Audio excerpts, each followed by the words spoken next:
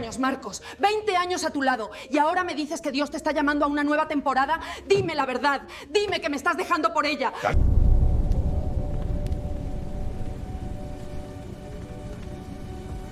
¿Por qué me mentiste? No es lo que piensas. Entonces dime la verdad ahora mismo. No puedo. Por favor, ya nomás, ¿por qué me haces ese? Porque te lo mereces. Por favor, para. Nunca. Necesito a alguien que pueda estar a mi altura, alguien que luzca bien en las fotos del ministerio, alguien que no me avergüence frente a los empresarios y políticos que ahora frecuentan nuestra iglesia. Sentí como si me hubieran clavado un cuchillo en el pecho. ¿Avergonzarte? ¿Yo te avergüenzo? Yo que vendí mis joyas para que pudieras comer. Yo que trabajé doble turno mientras tú buscabas la dirección de Dios. Yo que me arrodillé contigo cuando nadie creía en ti. Él ni siquiera me miró a los ojos.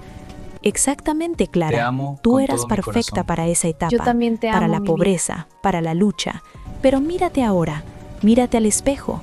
¿De verdad crees que puedes estar al lado de un pastor de mega iglesia con esas arrugas, ese cuerpo cansado, esa ropa barata? Julia tiene 26 años, es hermosa, educada. Ella sí puede representar el nivel de excelencia que Dios me está llamando a alcanzar. Las lágrimas quemaban mis ojos, pero mi voz salió como un rugido. Ella es la hija de tu mentor, la hija del hombre que te dio esta oportunidad. ¿Y tú crees que Dios aprueba esto? Marcos finalmente me diró, y lo que vi en sus ojos me destruyó. Desprecio absoluto. Dios ya me dio su aprobación, Clara. ¿O crees que hubiera permitido que Edilson me nombrara su sucesor si no fuera su voluntad? Tú fuiste útil en tu tiempo, pero ese tiempo terminó. Ahora eres solo un obstáculo. Un obstáculo. Después de 20 años de sacrificio, eso es lo que era para él, un obstáculo. Vete al infierno, Marcos. Él sonrió, una sonrisa fría, victoriosa. No, mi amor, yo voy directo al cielo, en un jet privado, con mi nueva esposa, mientras tú volverás a ser lo que siempre fuiste sin mí. Nadie. Suscríbete a Domingo Santos Vidas Rotas, porque lo que vas a descubrir sobre la esposa trofeo te hará cuestionar todo lo que creías saber sobre los hombres de Dios. Me llamo Clara Santana, o mejor dicho, me llamaba así, porque ahora soy solo Clara Moreira otra vez, de vuelta a mi nombre de soltera, de vuelta a empezar desde cero a los 43 años. Pero déjame contarte cómo llegué hasta aquí, cómo el hombre que juró amarme en la pobreza y en la riqueza me descartó como basura en cuanto probó el sabor del éxito. Conocí a Marcos Hola, mi amigo cuando peludo, qué teníamos día tan 21 hermoso. años. Te encanta estar aquí en Yo el era parque, ¿verdad? profesora Eres de un buen primaria. chico. Él era un joven con fuego en el corazón que acababa de salir del seminario bíblico sin un centavo en el bolsillo, pero con un llamado que, según él, era imposible de ignorar. Nos casamos 6 meses después, una ceremonia simple en una iglesia pequeña. Mi vestido costó 200 reales. El anillo era de plata porque no podíamos pagar oro, pero yo era feliz, porque lo amaba y porque creía en su sueño. Los primeros 10 años fueron brutales. Marcos intentó plantar una iglesia 3 veces. Las 3 fracasaron. Vivíamos en un departamento de 1 cuarto que mi padre nos alquilaba con descuento. Yo trabajaba doble turno para pagar las cuentas, mientras Marcos buscaba la dirección de Dios. Hubo momentos en que pensé en rendirme, momentos en que me preguntaba si había cometido un error casándome con un soñador que parecía estar más conectado con el cielo que con la realidad. Pero cada vez que dudaba, me tomaba las manos y decía: Clara, tú eres mi Ruth. Dios te puso a mi lado porque sabe que necesito a una mujer fuerte. Cuando el ministerio crezca, nunca olvidaré todo lo que hiciste por mí. Y yo le creía, claro que le creía. El cambio llegó hace 5 años. El pastor Edilson Carballo, líder de una mega iglesia con 5,000 miembros y 3 sedes, necesitaba un pastor asociado. Marcos aplicó y, para nuestra sorpresa, fue aceptado. Finalmente, después de 15 años de lucha, teníamos estabilidad, un salario decente, beneficios, una casa pastoral. Yo podía respirar. Pero entonces conocimos a Julia, la hija única del pastor Edilson. Tenía 21 años, recién graduada en administración, hermosa, joven, con ese brillo que solo tienen las personas que nunca han pasado hambre. Edilson la puso a trabajar en la administración de la iglesia.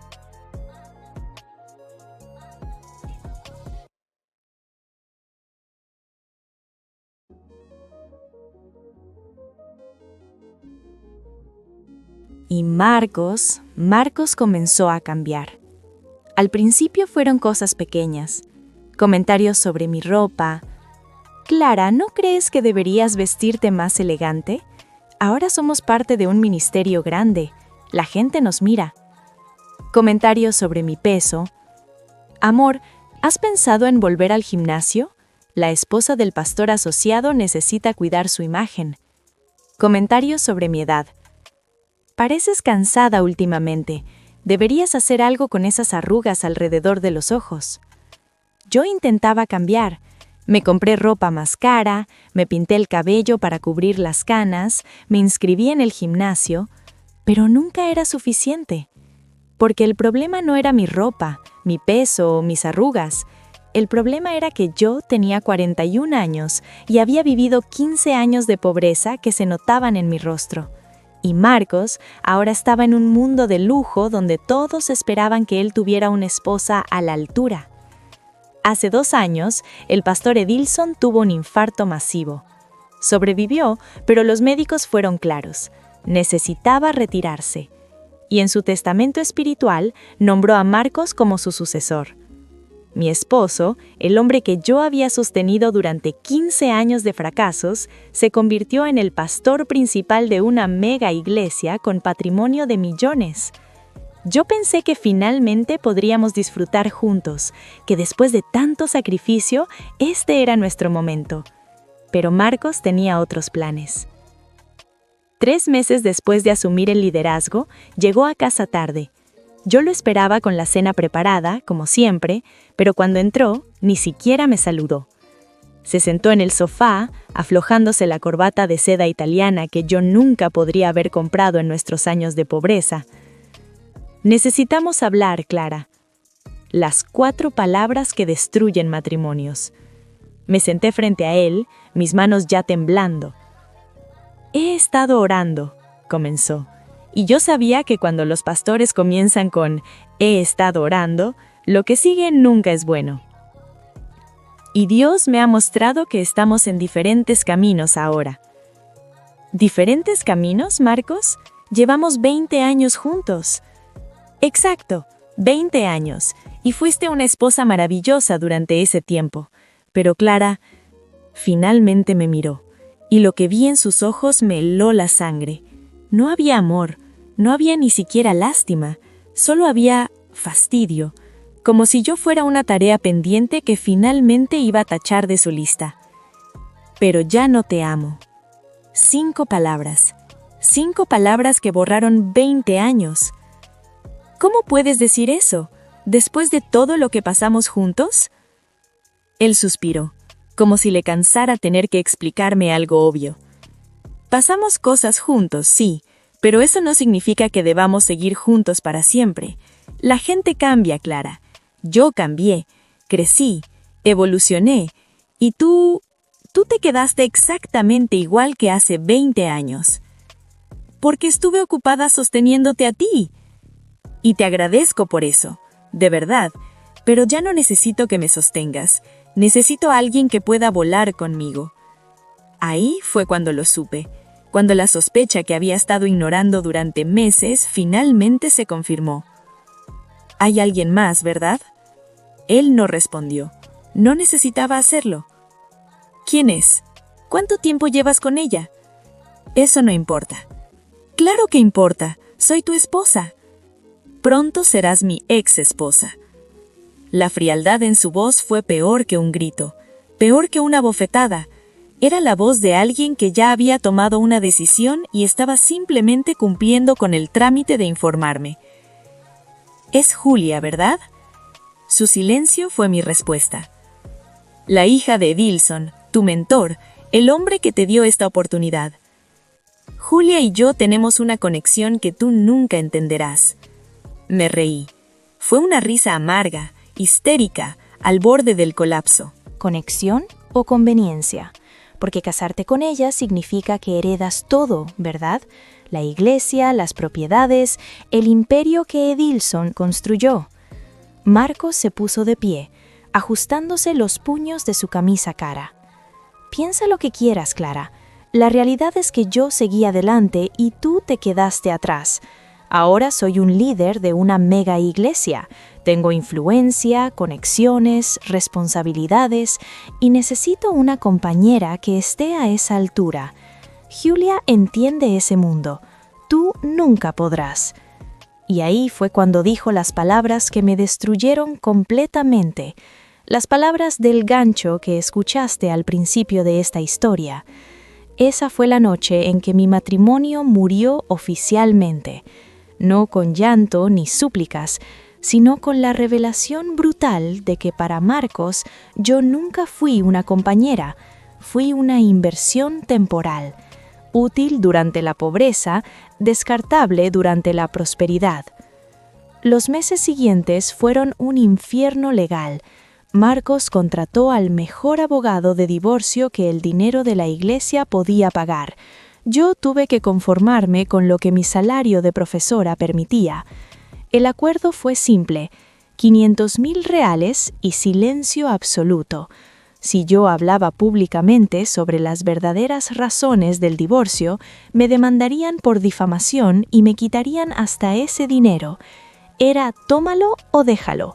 Acepta el soborno y desaparece, o pelea y pierde todo. Acepté el dinero. No porque lo quisiera, sino porque estaba exhausta. 20 años dando todo había vaciado mi tanque. No me quedaban fuerzas para una guerra legal contra un sistema diseñado para proteger a hombres poderosos. La boda de Marcos y Julia fue 3 meses después del divorcio, exactamente el tiempo mínimo decente para no escandalizar demasiado a la congregación. Fue la boda del año en los círculos evangélicos. 500 invitados, vestido de diseñador, recepción en el Hotel 5 Estrellas, cobertura en todos los medios cristianos.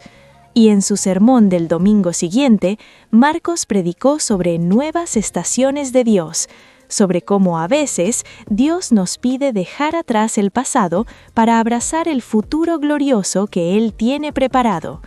La congregación lloró, lo aplaudieron de pie, celebraron su valentía y su obediencia a Dios. Nadie preguntó por mí, nadie cuestionó qué pasó con la mujer que estuvo a su lado durante 2 décadas.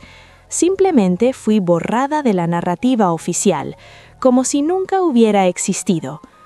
Hoy, 1 año después, estoy reconstruyendo mi vida, pieza por pieza, día por día. Volví a enseñar en una escuela pública, alquilé un departamento pequeño pero acogedor, adopté un perro, comencé terapia, hice amigas nuevas que nunca conocieron a la esposa del pastor, y lentamente estoy recordando quién era yo antes de convertirme en la sombra de Marcos Santana. Marcos tiene su mega iglesia ahora, su esposa trofeo de 26 años, su casa de lujo, su jet privado, sus sermones sobre prosperidad y nuevas estaciones. Pero hay algo que él nunca tendrá: paz genuina. Porque cuando construyes tu éxito sobre traición, cuando abandonas a quien te sostuvo en los peores momentos, cuando usas a Dios para excusa de tu egoísmo, esa fundación está podrida. Y las estructuras podridas eventualmente colapsan. Tal vez tarde 5 años, tal vez 10, pero llegará el día en que Julia también será reemplazada, porque mujeres como ella no son compañeras, son accesorios, y los accesorios se cambian cuando pasan de moda. Y cuando ese día llegue, cuando Marcos sea un viejo y necesite a alguien que realmente lo ame más allá de su dinero y su poder, ¿quién estará allí?